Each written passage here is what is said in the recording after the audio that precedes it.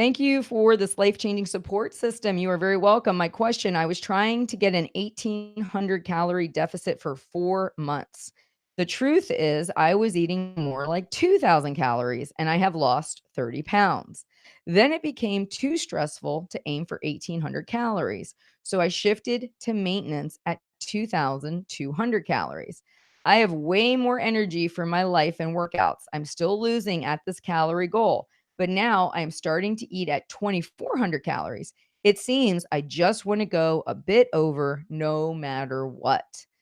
One note, my calorie intake seems to match my calorie output that my deficit estimates. So I guess I have trouble eating at a deficit at all. Or I have a rebellious attitude to limit. I don't know what calorie goal to choose. All right. So, in this question, what I am hearing is what do we do when we keep setting the bar at a certain calorie target and we're constantly going over? So, the question really is what is the goal? So, this person's already lost 30 pounds. That's fabulous. Great job. And eating a good amount of food, which makes me very happy to hear. So, you've eaten good, you've been losing weight. So, I'm assuming because this wasn't specifically stating the question, that really you want to maybe lose some more, or maybe your concern is that if I keep this behavior going, not only will I be maintaining, hopefully, but I might start to overshoot my maintenance because I have this mindset of I keep going over, I keep going over, I keep going over. So for somebody who's in that mindset, my very first recommendation was, because you sound like you're super physically active, it would be to start to maybe check on how many calories you're burning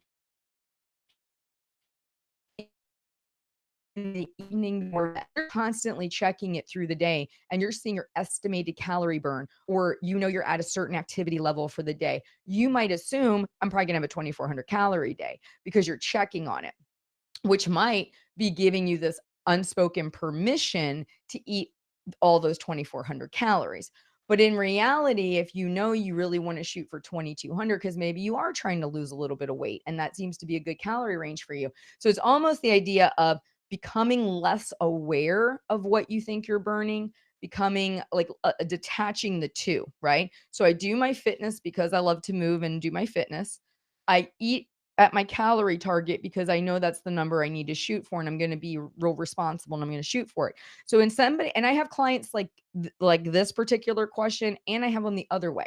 I have clients who love to see their maintenance calories, and they like to game it to where they come under. So instead of having a red number at the end of the day, they've got a green number. "Oh, I saved 200 calories," right? Like, they like to come a little bit under that number, and that makes them feel successful. Whereas I have other clients like you who they might say, okay, I want to hit 1,800 calories, but I always go over 2 to 300. So if I know I want to hit 1,800 calories, I bump the bar down to 1,600. Because if I shoot for 16 and history states that I go over, then what I will do is I will actually settle in right around 18. But for somebody who is adding in more and more activity. So if you're physically active and you're getting excited and you're like, oh, if I work out just a little bit more, I might be at 2,400 calories today or 2,500 calories today. You're banking a lot of your eating decisions on your physical activity. And over time, and this is a caution, and I really hope everyone hears me, over time, whether it's due to age or your body adapting to what you're doing, you won't burn the same amount of calories. You're going to find yourself having to devote a lot of time to exercise that you may at some point not have, or gosh forbid you get injured and you really can't do it. So, this is why I encourage people. I use this idea of decoupling. Okay. We want to decouple fitness from eating. And I know it's been beaten into us for a long time to basically exercise like a dog and eat a certain way and we would lose weight, right? This idea of exercise is just as easy as comparable to the food. But what happens, just like I was talking a minute ago about metabolism and the idea of, if you eat that 12 to 1400 calories, your body adjusts to that.